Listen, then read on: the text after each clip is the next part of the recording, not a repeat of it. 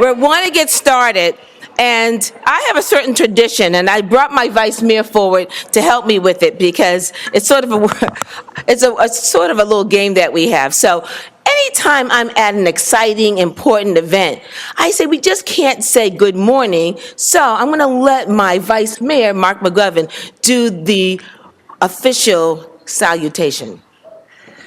If anyone wondered what a vice mayor's duties were, here we go. All right. Well, I'm going to say great morning, and you're going to say great morning back. Ready? Great morning. Great morning. And it is a great morning. There you go.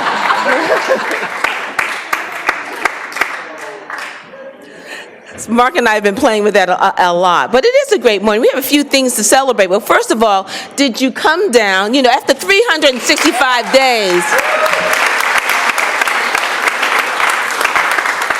of going straight, we figured it was time to go a little gay.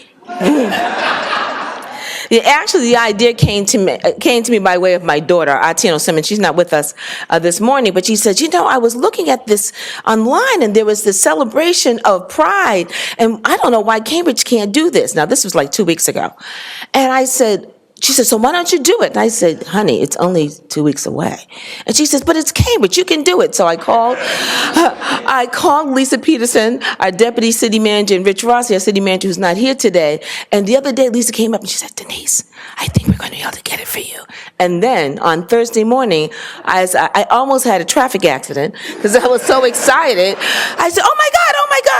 And Neil was on the phone with me. He says, are you all right? What's happening? He thought I was saying I was late for a meeting.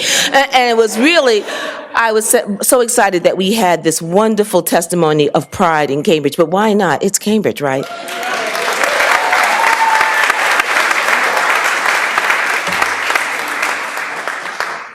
So it is certainly a great morning. And before I kind of launch on my official remarks, I just have to acknowledge some folks that are here because Cambridge is very different. Where's Arthur? Wasn't there years when we had T-shirts that said Cambridge is a little bit queer, and that's a good thing, meaning a little different because we are different. And we have a city environment, a city governance, and a city of administrators that really support the whole idea of affirming everyone. That's why we can get a gay crosswalk in 2 weeks.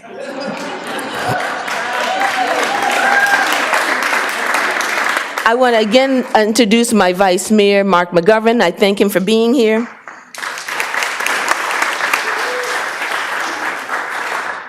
Representative Marjorie Decker was not able to attend, but she wanted to send her regrets for not being able to be here. But I wanted to acknowledge the work that she has done on the legislature, not only her, but State Representative Tim Toomey on the transgender bill. So we got to just shout out for that. That was great, that work that we've done.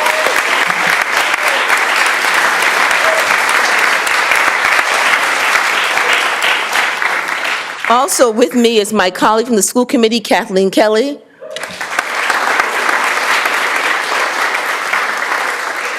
Everybody has to have a partner in crime. And so Kathleen's my partner in crime. But we don't break any laws. We just make very good ones.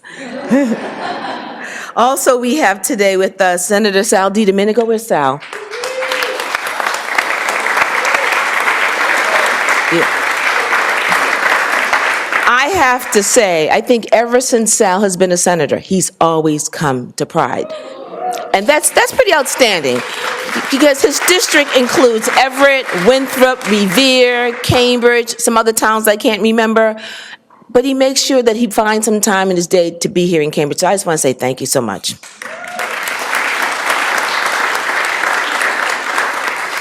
Our city manager wasn't able to make it today, but we do have our deputy city manager, Lisa Peterson. Thank you for coming. We have Brian Core from our Peace Commission. We have Melody Brazo, our family liaison.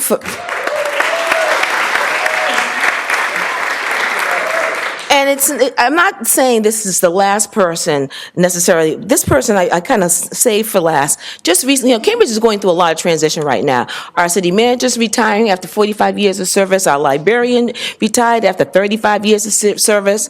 I said, is there something I should know? Our commissioner just left after 6 or 7 years of service, and I started to kind of break out in a sweat. All the top leaders.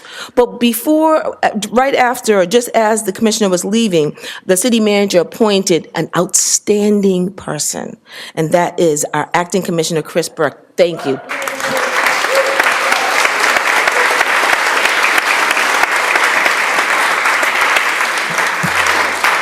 Speaking of someone who always comes to Pride, and he has his button saying ally, and he has been. You've been tremendous, and I just want to personally say thank you for all the work you've done.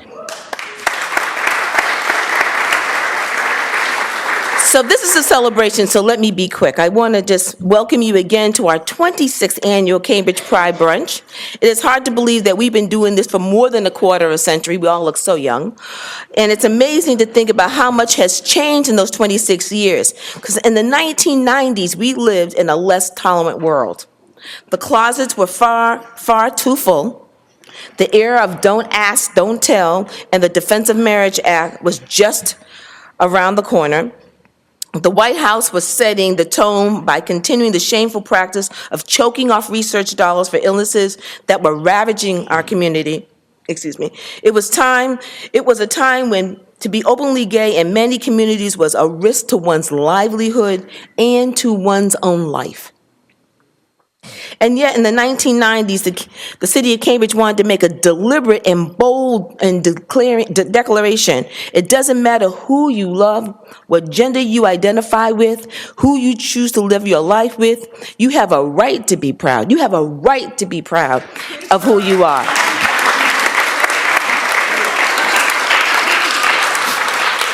Did I recognize my sister girl, my confidant, and my role model, Reverend Irene Monroe?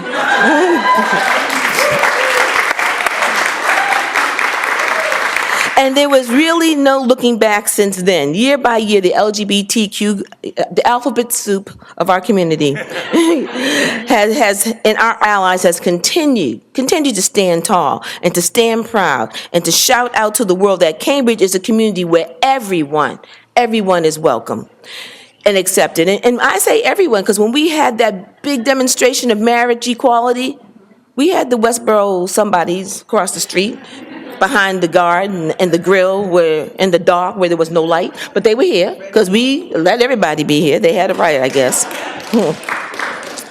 We have been a bit of an outlier, but that's okay. When we started the Pride Brunch in 1990, but little by little, more and more people and more communities started to catch on. And now, 26 years later, so much has changed. So we now have the right to marry. I think that's a good idea. Now that my wife's not here, so don't tell her I said that. We have the right to marry. We have the right to build the lives that we want to. We have a president who has given us a shout out in the State of the Union address. Now, when would that have ever happened? And to an even greater degree, a visible and valued part of the American family, and that is something that we all can be very, very proud of.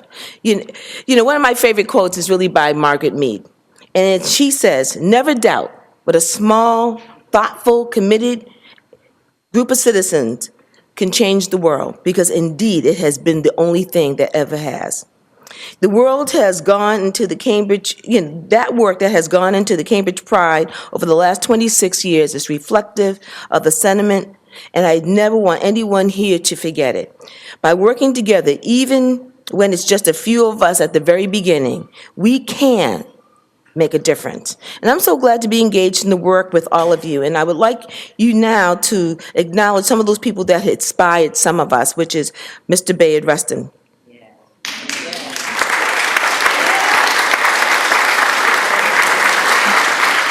His spirit lives and breathes in all of us, and we will be dedicating a room in his honor. We're still working on the stamp, but that seems to be a very long road to hoe.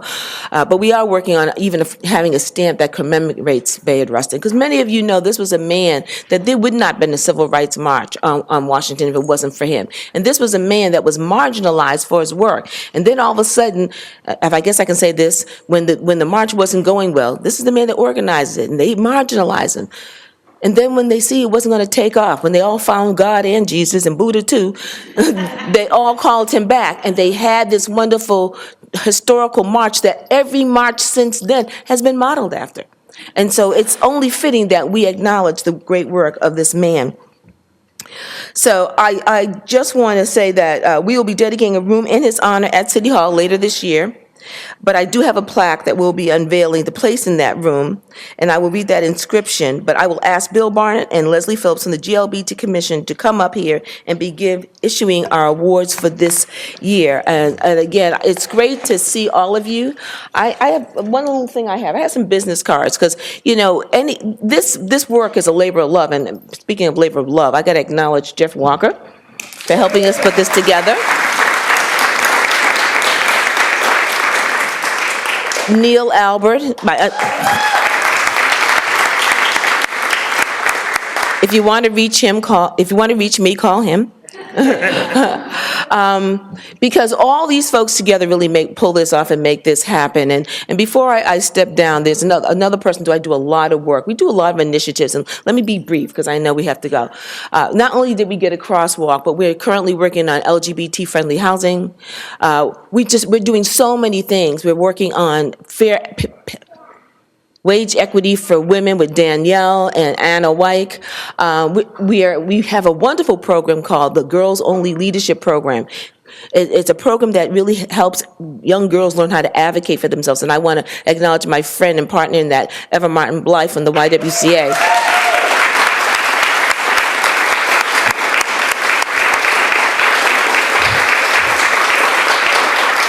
Lastly, very quickly, because of our success with gold, now we have to do bold, boys only leadership development. You know, they was just getting a little. You know, I want to say hello to Shirley Royster from the Elders of Color through the Fenways. They're here today.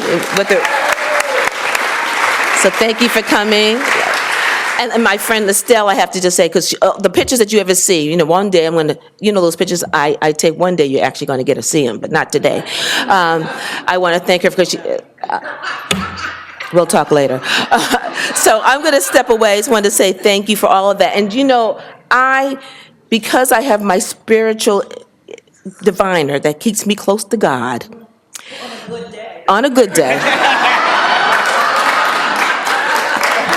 I can't always be good. I try, you know. I try to channel my better self. Anyway, because I knew it was going to rain, because I am close. When you leave here, make sure you take your suitably engrossed. I can't open it now. Here it is. Thank you, baby. There you go. So please make sure you take one of those. And I do have some business cards here. And the reason why I leave the business cards out, you know, planning Pride is not an easy endeavor, and we always want to make it better. So please take a card when you leave.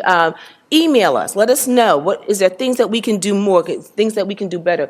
We always want your input.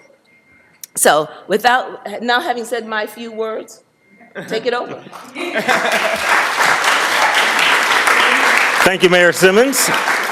And before we actually take it over from you, you've prepared a video you want us to see, and so let's watch it. Thank you.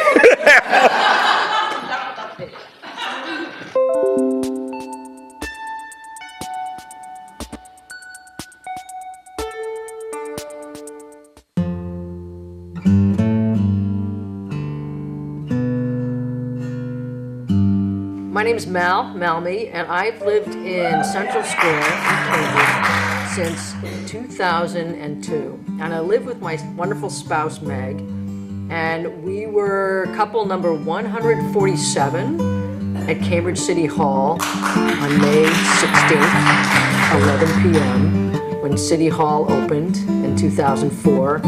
And we signed our application for a marriage license at 3:15 in the morning. And I think what pride means to me is that we are part of history, that I have an understanding of history of the movement, that I know that I can claim who I am and claim my truth because of those who came before me, and that with that intention, that I can be part of the movement moving forward, ensuring that everybody is included in equality, and remembering that we all have responsibility and we all have incredible heart when it comes to being part of what's going to happen in the future. And I'm so honored to be living in Cambridge and part of a city that is progressive and inclusive and frankly just awesome. Hi, I'm Jeff Walker. I live here in Cambridge. I have for the past 25 years. I'm a single gay dad raising two beautiful daughters here in this great city. I worked for the city for many years in public health, designing programs to help people stay healthy. I then worked in the mayor's office as her chief of staff, and am now doing some part-time work in the mayor's office. I love this city. It's full of very strong, powerful people doing really great stuff on the cutting edge, really trying to make a difference, not just in the city for the people who live here, but as a role model for how cities should be in the world. And especially around GLBT issues. I was a founding member of the Cambridge GLBT Commission, and that's simply because the city cared enough to build that into its infrastructure and decide that it was important. We were the first in gay marriage. We are just really a great city, and so I'm very proud to be a part of that. I'm proud to be a dad. I'm proud to be an out man, and I'm very proud of the city that I live in. My name is Kim Topping. I'm a youth worker and LGBTQ rights activist in Cambridge. To me, Pride is really about community. It's about coming together across all of our generations and celebrating our history and the work that we've done and the work that we continue to do around the injustices that are happening for LGBTQ people. To me, Pride is really about strength and love and coming together. Hi, I'm Reverend Irene Monroe, and I have resided in the People's Republic of Cambridge since 1994 or 93. I can't even remember now. So, what does Pride mean to me? Well, Pride is about the varied expressions of the life, gifts, and talents of the entire LGBT community. At its core, Pride events are an invitation for community. They should highlight the multicultural aspect of joy and celebration that symbolizes not only our uniqueness as individuals and communities, but also affirm our varied expressions of LGBTQ life in America. While Pride events are still fraught with divisions along race, class, and gender identity lines, they bind us to a common struggle of LGBT equality. And our diversity not only affirms our uniqueness as LGBT people, but it also broadens America's understanding that a democratic society is really a diverse one. But as long as the LGBT communities and cultures of color continue to be absent each June, Pride Month is an event not to be proud of. In the face of our own self-respect, who gather at this breakfast, at the Cambridge breakfast each year, old and young, I want to offer you this, the Kwanzaa principle of unity. And it must take root in our self-understanding of who we are and what we decide to be as a community and as an ongoing movement, especially in the People's Republic of Cambridge. And understanding the interconnectedness between himself as the individual and himself as the community. African historian John Ubuntu said this, "I am because we are, and since we are, therefore I am." So in the face of our own self-respect and embracing the Kwanzaa principle of Ujima, the competition among us must stop. The distrust among us must stop. The bigotry the single-mindedness of LGBT issues, and yes, the unchecked white privilege must stop. Why? Other than the fact that many of us are just too damn old to repeat the same mistakes that we did in our youth, and we must leave a legacy for younger generations to follow. Cambridge really is a beacon on the hill, and we must remember that the whole world continues to watch Massachusetts in terms of LGBT justice.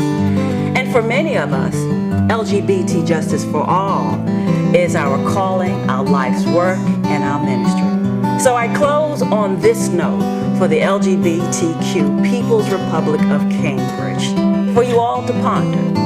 United, we can stand as a prophetic community, or divided, we will fall as a petty people.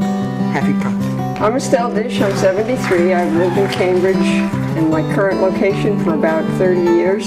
I've been on and off in the city since the 70s. There are two things that I think about when I think about pride. One is safety, and the other is being seen. I have felt safe in Cambridge. I came out in the late 70s in the midst of the women's movement with lesbians everywhere, happy, cultural events. It was just an amazing moment. And the city was okay with that. The city was cool with that.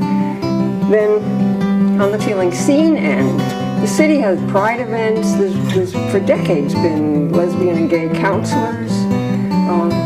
I remember one of the happiest events of my whole life was standing outside City Hall the night that I think it was Denise Simmons had the idea to open the offices for same-sex marriage registration at midnight. It was the best party I've ever attended. So I feel very seen by the city, by both the events and by the people. And every now and then, of course, somebody doesn't care about my so-called lifestyle, but they don't bother me. I don't feel threatened by it. So I think this is a great place to live, and I'm very happy to be here.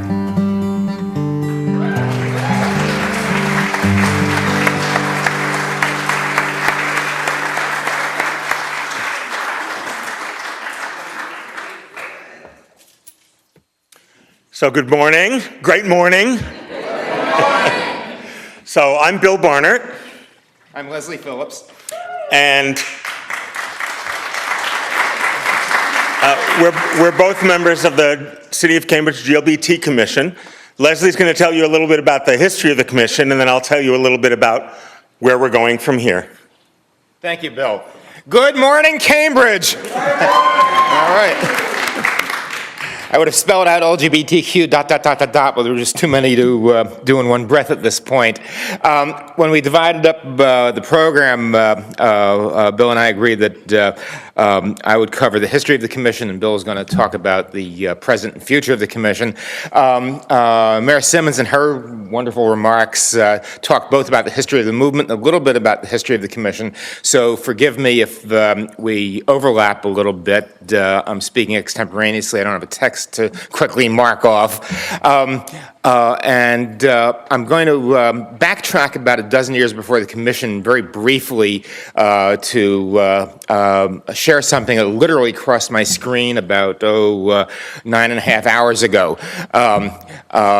My partner and I were sitting down, as we usually do Monday through Friday nights, to see if there was anything political that we needed to watch on Nightline. Turned out ABC had some sports thingamajiggy on that no Boston teams were involved in, so we weren't aware of it until we found out that the news cycle was running about an hour late. So in a quick channel surf, I see that one of the PBS stations was airing a film called Surviving a Plague. I thought, oh, that might be worth watching for a few minutes, probably learn something about the Zika virus or something like that. Well, switched to it, and it was about halfway through. It turned out to be that the plague that they were talking about was AIDS. It was a film focusing, and I recommend it very, very heartily. It's probably on half a dozen times more in the coming week, and it's certainly online. It was a documentary about the AIDS struggle, focusing on the period from 1981 to 1996, and centering on the work of an activist group of the era known as ACT UP, which I'm sure many of us have heard about.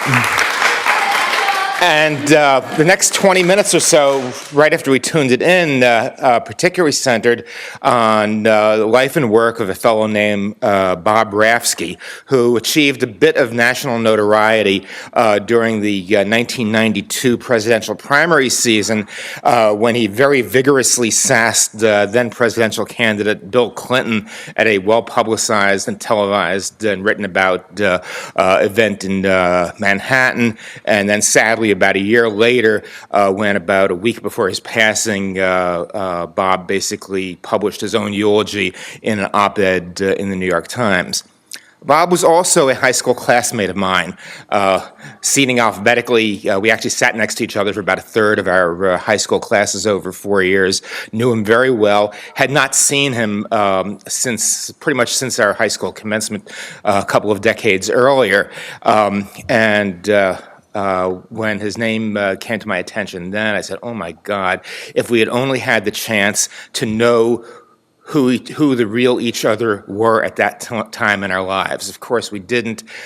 We probably weren't, even totally understanding ourselves at that time. Bob was probably beyond closeted, even in the culture of the high school that I went to. I certainly was. But it was quite a poignant recollection of history, and also recollection of where we've come since then. In the 3 years after Bob's passing, of course, during the first Clinton administration,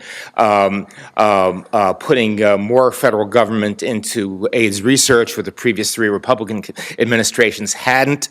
AIDS quickly transmogrified from being a death sentence to being a manageable condition. Not a great condition, but millions of people untold who would not have been here today had their lives saved because of the work done in those couple of years. Those couple of years were also a mixed bag because the first Clinton administration sadly gave us DOMA. Some of what happened then led to the onslaught of Republican legislatures around 3/4 of the states passing anti-marriage statutes and in many cases anti-marriage constitutional amendments, which we had to deal with for quite some time. But from 1996 to the present, those 2 decades, when I thought back and looked at where we have come since then, it is truly, truly miraculous. Of course, we got rid of DOMA. The Massachusetts Supreme Judicial Court started the nation on the path toward full marriage equality in 2004 with the Goodrich decision. Starting in early 2005, many of those early marriages took place right here in this room, or in a few cases, well, Linda and myself among them in the Ackerman room down the hall. There were just too many male portraits that would have been unwelcome guests. Sorry, past mayors. Since that time, we have had count them, and I kind of had to count them to really recognize the number. 9 of the past, 9 of the past 10 years, 9 of the past 11 years, I'm sorry, we have had openly lesbian or gay mayors presiding over our city council, of course, including Mayor Simmons, now in her second term. At one point, we had 3 successive openly lesbian and gay mayors in a row, one of who came out right from this podium about 6 Pride brunches ago. David, I don't see you here, but thank you, David Marr, for one of those fabulous moments, one of the fabulous and proudest Pride moments Cambridge has ever seen. We've had the elimination of DOMA, thank you, United States Supreme Court. Many other good decisions came down, and of course, last year, we now have full marriage equality across the country, and by gosh and by God, we're going to keep it, and no pretend Republican appointment to the Supreme Court is ever going to change it, not if any of us have anything to do about it. We've also finally, after having it languish for a couple of terms and then pass halfway through and then languish unfinished for a couple more terms, we finally have a full transgender rights bill passed by the Massachusetts legislature a couple of weeks ago. Don't applaud too much, well, applaud, but don't stop working just yet. There are actually two bills were passed, one by the Senate, one by the House, and I have to say, and Senator DiDomenico, will give you as my senator credit to share among your 39 colleagues. I like the Senate version a lot better. It's crisp, it's clean, it's easy to read, it doesn't have any exceptions, it doesn't have any regulations, it doesn't have any loopholes. The House bill is a little trickier. There are two different versions. The House bill is not going to pass fully until the Attorney General's office comes back with some draft regulations. Hopefully it will, that will solve the problem. If not, while I'm fully confident in our brother, the Senate President, I'm a little less confident in the current Speaker of the House, who's a little on the more conservative as well as more controlling side. We might have to go to a conference committee, and this is an election year. The legislative clock ticks inexorably to a close, not that far into the future. So we still have our work cut out to us to finish advocating for that important piece of legislation. Midway through this miraculous 20-year period, of course, this commission was born. It came out of a town meeting that was held, if I'm remembering my dates correctly, in 2004. It was officially founded in early 2005 with initially 15 commissioners. I was one of those first commissioners, as was one of our current co-chairs, John Gentile, who was not able to be here today. Bob Parlin, I don't see Bob. Was also one of the three still serving commissioners from that first round, and I will point out that Jeff Walker and Reverend Irene, who were just introduced, were also part of that first group of commissioners. This little commission has done a lot of work on the local level, educating police, really saving Project P10 East, which is an important lesbian and gay outreach program for youth at the high school, and has continued to be in the forefront of handling the small local problems that sometimes go unheralded but are just as important to the movement as what comes out of the SJC in the United States Supreme Court. So get out there, work, advocate, vote in November, and today be proud and cheerful.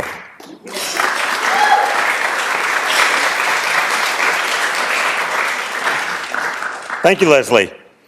And this fall, the GLBT Commission will be producing a trans arts event. So I'd like to welcome Anna Wyke, one of our commissioners, who's co-chairing that production with Mal Malmy, who you met up here a minute ago. If there are any other commissioners in the room, stand up and I will acknowledge you. Okay, we have Susan Bernstein, we have Linda Daniels, and Anna. Bob Parlin was here earlier. Thank you very much. I also want to acknowledge two men in uniform whom you almost never see in uniform. Brian O'Connor is the new liaison from the police department. And you met Chris Burke. He was our liaison, but he was demoted to chief of police or something. So we welcome Brian into his new role. The commission continues to move forward in trying to do whatever we can think of to do to make Cambridge an even more fabulous place for LGBTQIA and gender nonconforming citizens. We continue to work for improved LGBT-friendly housing for elders. We continue to work with the city's youth. We have in the program right now a program in the works to review after-school activities for younger students. We're working to encourage restaurants and other buildings in Cambridge to have gender-neutral restrooms. And we're always looking for other things you think we should be doing. So we have a brochure out there that sort of summarizes who we are and what we do, and it says we're here for you. And it has all of these socially media ways of contacting us, and we'd love to hear from you. Tell us what you think we're doing right, what more could we be doing, and then there's the old reliable way of just show up at our meetings and tell us. I know it's not very high tech, but it works. Our meetings are usually on the fourth Thursday of the month. The exact information is on the bottom of the brochure. We also have stickers out there. I hope you got one. If you didn't, get one on your way out. Same thing with rainbow bracelets. Who wants this one? There you go. Throw like a girl, Bob. Leslie says I throw like a girl, and I take that as a compliment. Okay, we've got a lot to get through today, so I'm going to call Leslie back up to present the GLBT Commission's Organization Award to Freedom, Massachusetts. We have a certificate from the vaults of Pricewaterhouse. We present several awards at this brunch each year, typically to an organization and also to one or more individuals. Bill will come back to do the second one. Our organizational award this year, we kind of had a debate which we had, clearly we knew, and especially once the bill passed, that it had to be around the work on the trans equal protection bill. But of all the organizations that have been involved, Freedom Massachusetts seems to be the signal one. Is there a representative of Freedom Massachusetts here? Please come forward.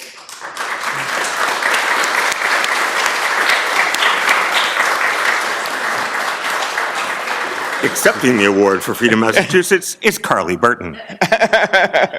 Thank you, Mr. Price, or Ms. Waterhouse. Thank you so much. Hi, Carly. Thank you. Forgive me if this is long. I didn't write it. The City Council did. Office of the Mayor, E. Denise Simmons, Mayor. Proclamation. Whereas many organizations have been working tirelessly this past year and longer to change the laws of Massachusetts to protect Bay State residents who are transgendered from discrimination in the places we all are when we're not at home, work, or school. And whereas Freedom Massachusetts is the bipartisan campaign bringing all the organizations, business leaders, and policymakers who support these protections together in common cause. And this initiative has been the driving force to ensure that all people are treated fairly and equally under the law throughout the Commonwealth.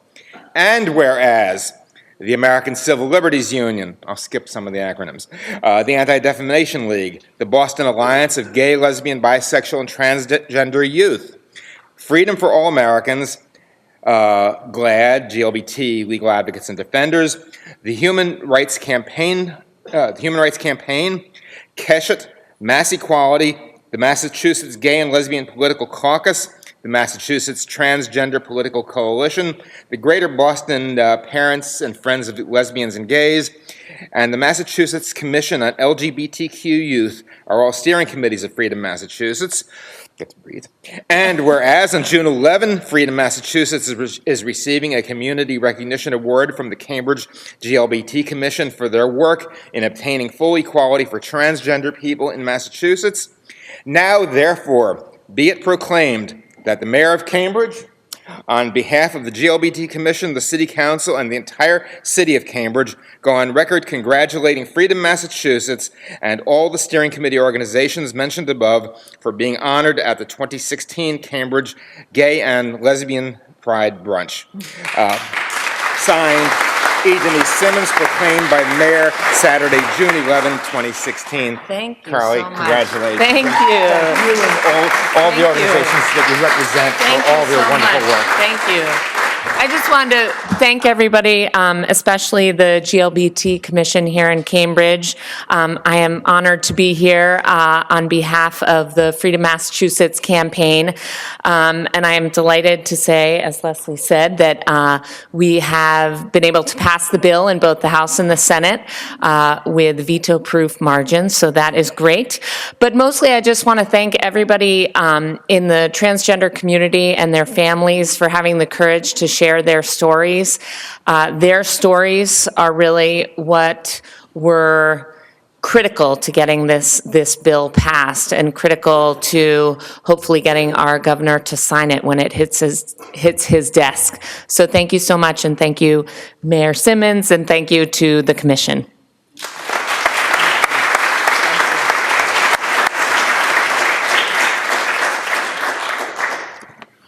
Our next award goes to two people, one of whom I've retroactively known for 40 years, and she's not 40 years old yet. You can ask her or I to tell you that story later. We're not going to share it on the podium. So our individual award, Sarah, you're here somewhere. I saw you. Come on up.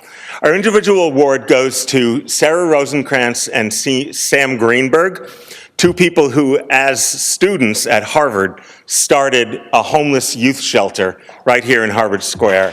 Well, right there in Harvard Square.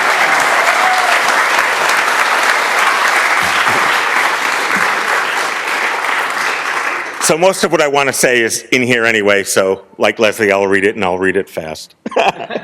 Proclamation from the Office of the Mayor. Whereas, on June 11th, 2016, Sam Greenberg and Sarah Rosenkrantz are being recognized with a Community Recognition Award from the Cambridge GLBT Commission for their work in the creation of Y2Y Harvard Square, the newly opened youth homeless shelter in Harvard Square. And whereas the challenges faced by homeless youth are immense, and in many cases, it just isn't safe for these individuals to go to adult shelters for a number of reasons.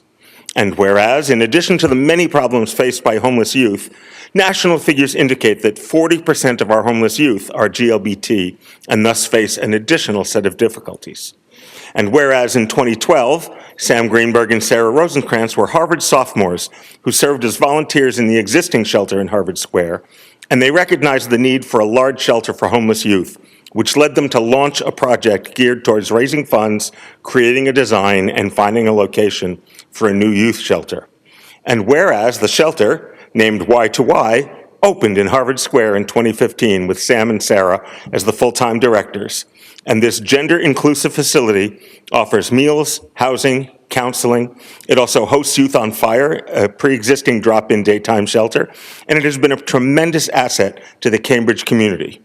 Now, therefore, be it proclaimed that the Mayor of Cambridge, on behalf of the City Council, the GLBT Commission, and the entire City of Cambridge, go on record congratulating Sam Greenberg and Sarah Rosenkrantz for being honored at the 2016 Cambridge Gay Pride Brunch.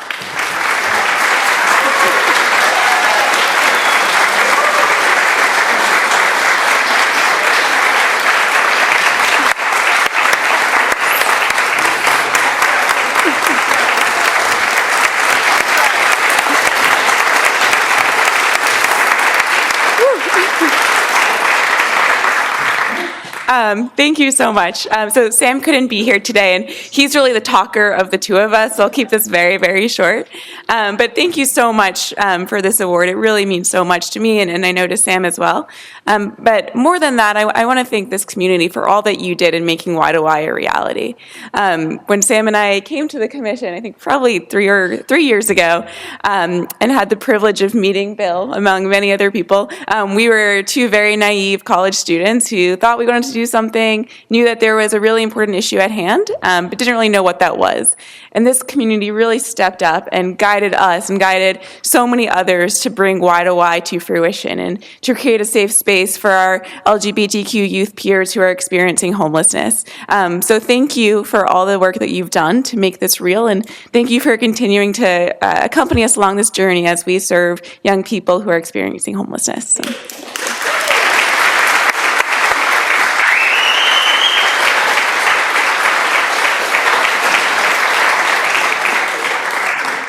And now to present the Bayard Rustin Award, I would like to welcome to the podium Commissioner Linda Daniels.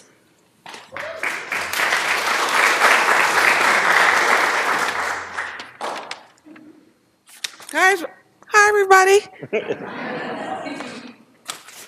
I am completely honored to be introducing and presenting the award to Renee Gray. And let me just read a little bit about Renee. So, Renee Gray has served on the WCA Cambridge Board of Trustees, as well as board member of Cambridge Health Alliance. She is celebrated and recognized for her work as an activist in the Port neighborhood, formerly known as Area 4, and as an educator and an advocate for women and those affected by domestic violence, both locally and in South Africa. So we're spanning 2 continents here. So Renee Gray has worked tirelessly to advocate for equality for women, people of color, the LGBTQ community, families, the poor, and the underserved. Renee embodies, and when I say embodies, I say it again, she embodies the values of human service and has dedicated her life to helping others. Renee, do you mind coming up for me?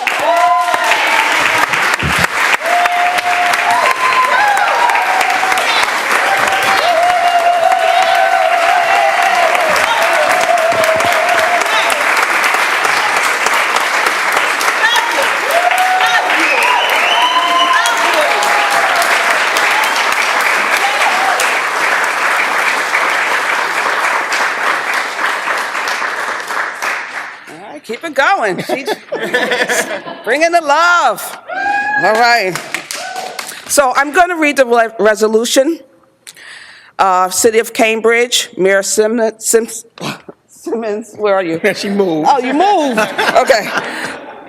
Cambridge resident Miss Renee Gray is the 2016 winner of the Barrett Rustin Award for Public Service. And whereas Miss Renee Gray is a tireless advocate on behalf of the marginalized and underrepresented on 2 continents. And whereas a longtime resident of the port, Ms. Gray is celebrated and recognized for her work as an activist in the port and as an activist or advocate for women and those affected by domestic violence, both locally and in South Africa. And whereas Ms. Gray is a founder of the Boston's Women's Fund, where she served as executive director for many years, the Boston's Women's Fund is a progressive foundation that supports community-based organizations and grassroots initiatives run by women and girls in order to create a society based on racial, economic, and social justice.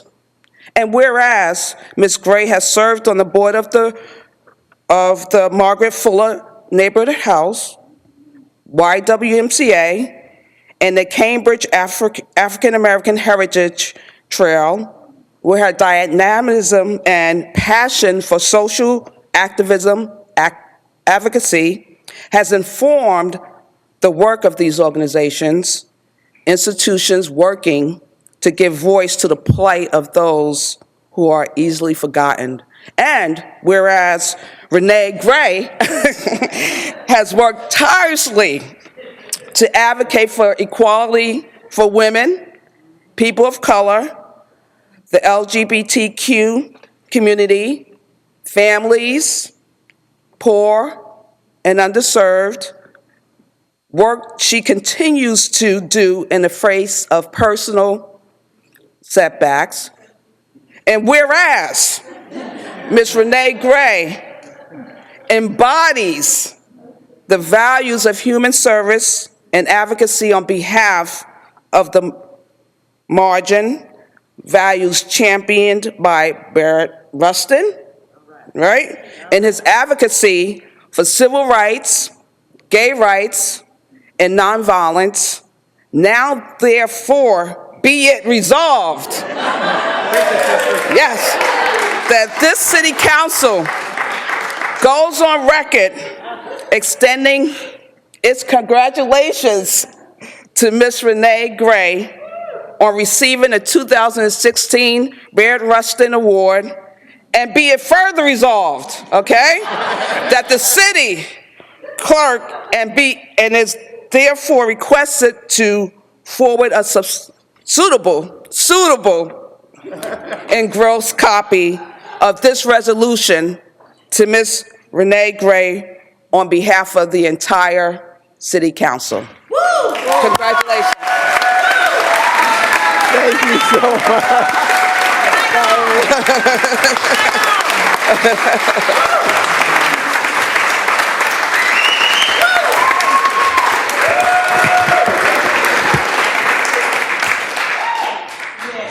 love a microphone. I first want to say thank you, thank you, thank you. I was so humbled and honored when Denise called me. When I get morning phone calls from Denise, it usually means something. So I picked it up. Hi, good morning. It's 8:45. And she goes, hi, Renee. I want to tell you that you'll be receiving the Bayard Rustin Award at Pride on June 11th. And then there was a silence because I was like, huh? Basically, I'm relaying the message to who?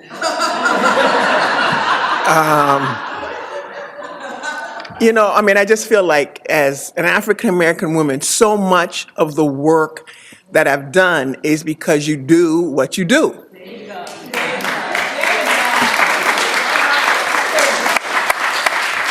You do what you do because you're supposed to. You do what you do because other people did for you.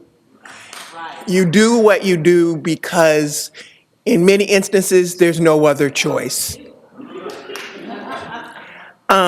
As I prepared for this morning, I started reading these quotes by Bayard Rustin, and I realized in his work, he left a blueprint for us and allies to work together.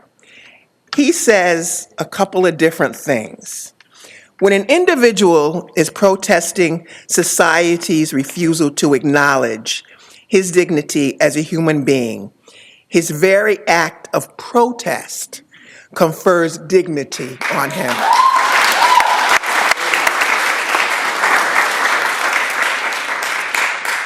And this is the t-shirt that I want. Well, I want several t-shirts, but this might be front and back. The front might say, I'm 65 and I really don't give a shit anymore. Maybe it'll be on the back, I don't know. But it's gonna say something like that. It has to be appropriate because, I gotta wear it in the streets of Cambridge. I believe in social dislocation and creative trouble.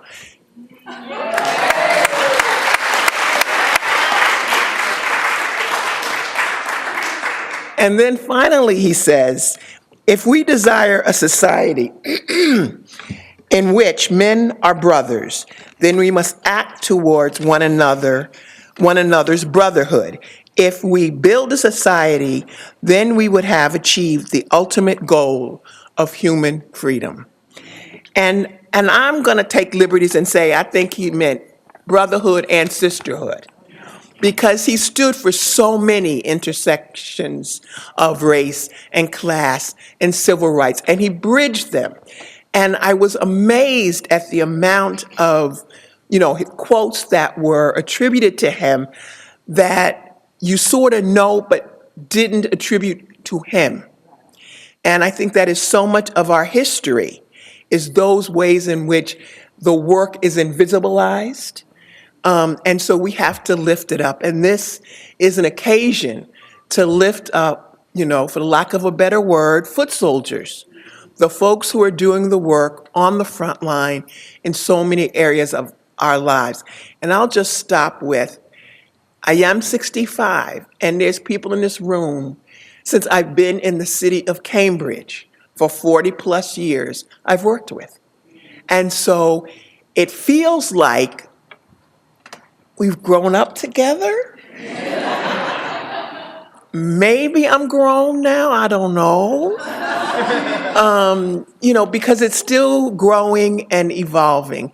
And again, just thank you, thank you, thank you.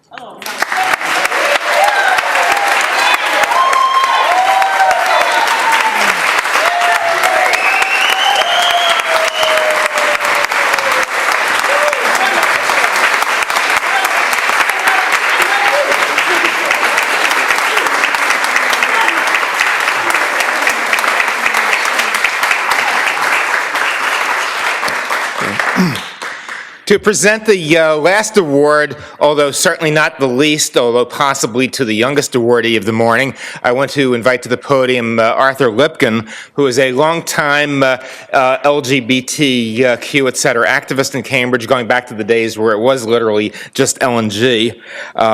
Arthur and I had worked on some projects together many decades ago. Arthur is a retired teacher from Cambridge, Brunch and Latin, and coincidentally the son of the woman for whom the award is named. Arthur?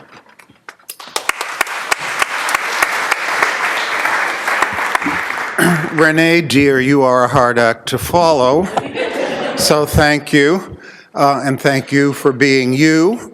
I'm 70, so I go after you, you see. First of all, I just want to say that a couple of people came in a little bit late and didn't get recognized. One, a long-term school committee member, Fred Fantini. And another, a long-term and unique Cantabrigian queer activist, Sue Hyde.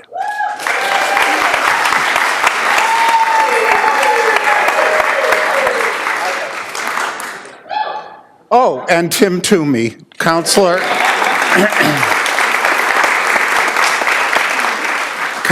and state representative Tim Toomey. So I'm wearing the original Cambridge It's Always Been a Little Bit Queer t-shirt. I believe that was a Marcia Deal creation. Am I right, Sue? Marcia did the design. Yeah. Oh, you did the words. Okay.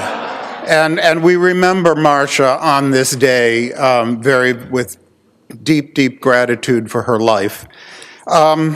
Okay, I've had 2 cups of decaf and I'm ready to go. I'm in the 21st century because I've got my crib sheet on my iPhone. I don't know Milo personally. Where are you, Milo? Come on up here.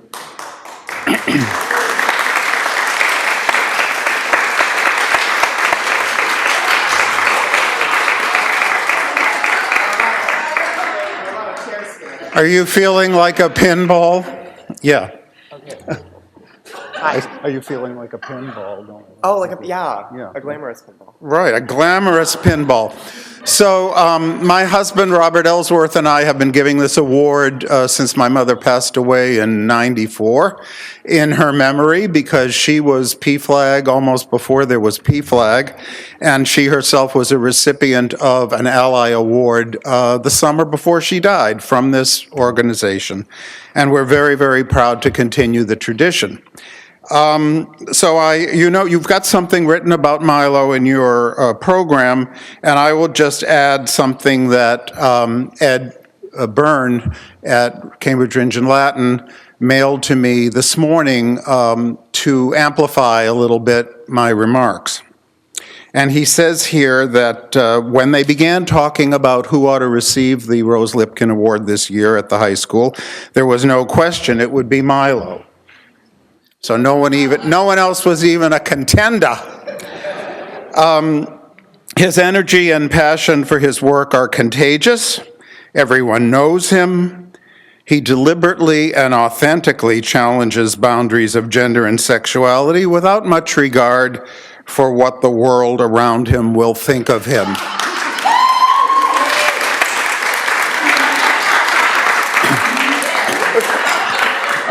I think this little world around you this morning thinks very highly of you. That's good. And he is just uniquely Milo. It couldn't always have been easy to be this courageous, but he's living his life as an example for the change he wants to see in the world. And I say, pardon me, Irene, for infringing on your ground, amen to that. So, Milo, here is your award. Use it happily. Yes. And please be free to say a word or two. Sure. Hi. Hello, everyone. Thank you so much. This is wild. I live. I'm here, I think, mostly because of my work with the Art Truths Theater Initiative, which is an initiative that I created at my school, which is to create directly representational theater of narratives and stories that are frequently ignored within just our culture in America. So I co-wrote and created that play with a group of, I think, 9 students, and I just want to recognize them in this because I do not think I would be here without that. So there's, I hope I don't get any names mispronounced, that would be embarrassing, but I have there's Sofia Rivera, Kayla Jajut, Miosa Tijeja, Gregoria Leon, Samarika Sawal, and Kay Kieser. Can I get a round of applause for them because they're amazing? Thank you so much. Yeah, so they're all amazing, wonderful people. Many of them are queer people, and they're the reason I'm here today. So thank you so much. This is amazing. Thank you. And just one final token, this is both engrossed and embossed from the City Council. And congratulations. Thank you so much.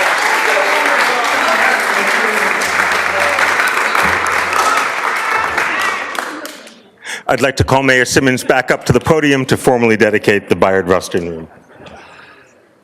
So as I mentioned earlier, we are going to name a room at 344 Broadway Street after Bayard Rustin. And the plaque, we wanted to formally unveil it here, and then we will place it in the room. And it reads as follows: Bayard Rustin Memorial Community Room.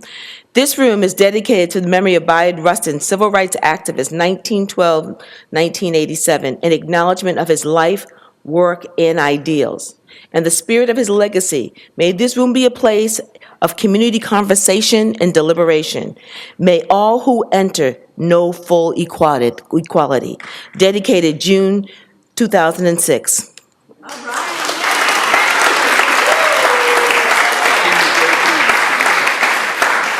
So as we leave these rooms, I want to do a couple of things. First of all, Renee, you stole my quote from Bayard Rustin when he talks about conferring dignity on us. And I want to thank you for conferring dignity upon us, because you have in all your work, as of all the awardees today.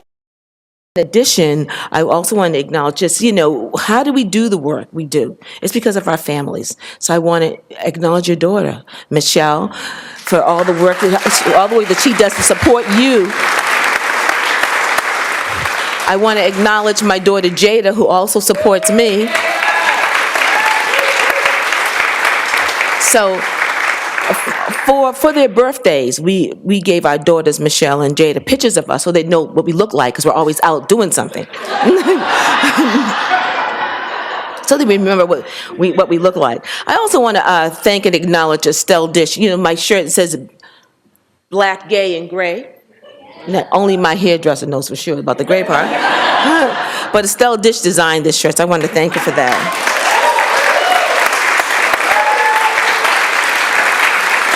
I want to acknowledge my colleague, Councilor Leland Chung, for being with us today. And very quickly, I'm going to give you the details. There's a bus waiting for us, those of us that are going to go down to Pride. So there's a bus waiting for us. And there's also... There's a bus open. And did you say physically challenged? It's accessible bus. So do I. As being old and, as having celebrated the second anniversary of my 32nd birthday, I'm not as spry as I used to, so we'll be writing it together. But one of the things that I know is that in this work, as allies, as gay people, some of us are brave. Renee is brave. Milo is brave. But in this context, in this climate of transgender equity, I just want to take a moment to acknowledge someone very special. And I don't have my glasses, and this is very small print. And that is Mike McKenzie. Mike has been standing in, thank you, has been standing in the vanguard of transgender equity for years and years and years. And so I want to take this opportunity just to acknowledge him. And if you could come up while I read this proclamation. And it says, whereas Michael Andrew McKenzie, a longtime Cambridge resident who's been on the vanguard of fighting for equality for the LGBT LGBT community, and particularly for the transgender community, is among those being recognized at the Cambridge Pride Breakfast for his years of courageously determined hard work in making the path easier for future generations. And whereas in the early 1990s, Michael Andrew Mackenzie selflessly and honorably sought to give service to his country as a member of the National Coast Guard. Yet due to sexual orientation and the shameful don't ask, don't tell policies placed then, the desire to serve was met with needless obstruction. And whereas Michael Andrew Mackenzie, determined to both serve his country and to honor his true self, would not be denied, however, he would go on to honorably serve in the Civil Air Patrol, the U.S. Air Force Auxiliary, and be a pioneer in bringing greater awareness of the sensitivity to these entities in his role as Division Diversity Staff Officer. And whereas Michael Andrew Mackenzie has also been an instrumental figure in being the first person to successfully compel Mass Health to change its policies in recognizing that gender reassignment surgery is a medical necessity and must be covered. And his work in advocacy has eased the path for future generations. And whereas in 2008, the office of Senator Edward M. Kennedy furnished a flag of the United States to Michael Andrew Mackenzie, which we will be raising during Pride Month. And it's flying now.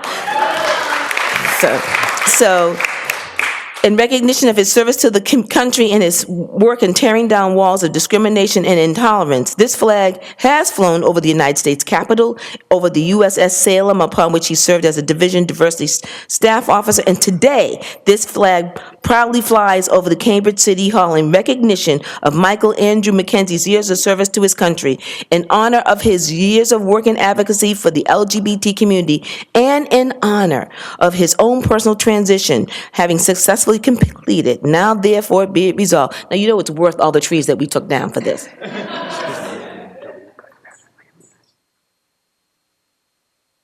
You're going to have to say that yourself. It's too long. Proclaim that the Mayor of Cambridge, on behalf of the GLBT Commission, the City Council, the entire City of Cambridge, go on record in congratulating Michael Andrew. Is it officer? Sir? No, Michael's fine. Okay. Michael Andrew Mackenzie for his service and his advocacy and for being honored at the 2016 Cambridge Pride Breakfast. Michael. So, you can give him the right title, but it's a debrief if you gotta get his buses. I'm sorry, ma'am, what? It's a debrief. Okay. I just wanted to say thank you to those who went before me. Cambridge has always been a founding bedrock for which I have had great leadership, like Ms. Gray. You've helped me when I lived at the YWCA trying to get housing for appropriate gender. Ms. Gray, you have been around a long time. I may look very different right now. That's just the polish. But you have been a bedrock. Thank you very much. And thank you to the City of Cambridge. And thank you, Representative Toomey, for your work at the State House. I was there. I was very privileged to be sitting there watching that yes vote go in. Thank you very much. I'll keep it brief. We all want to get out of here. But so I'm currently a United States Coast Guard Auxiliary. I'm celebrating my 7th year. And so that's where the Office of Diversity and Inclusion came in, as the United States Coast Guard. Thank you, Mike.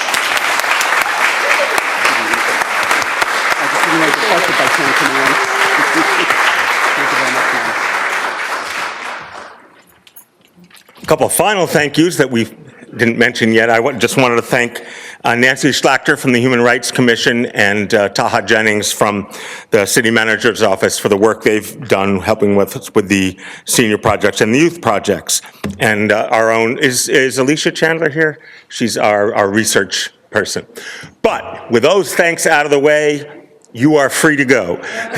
There's a bus right outside to take you to Pride, and if there's food and coffee left, go and take an umbrella from Mayor Simmons. There's an umbrella waiting for you at the door. I will go to the door to make sure you get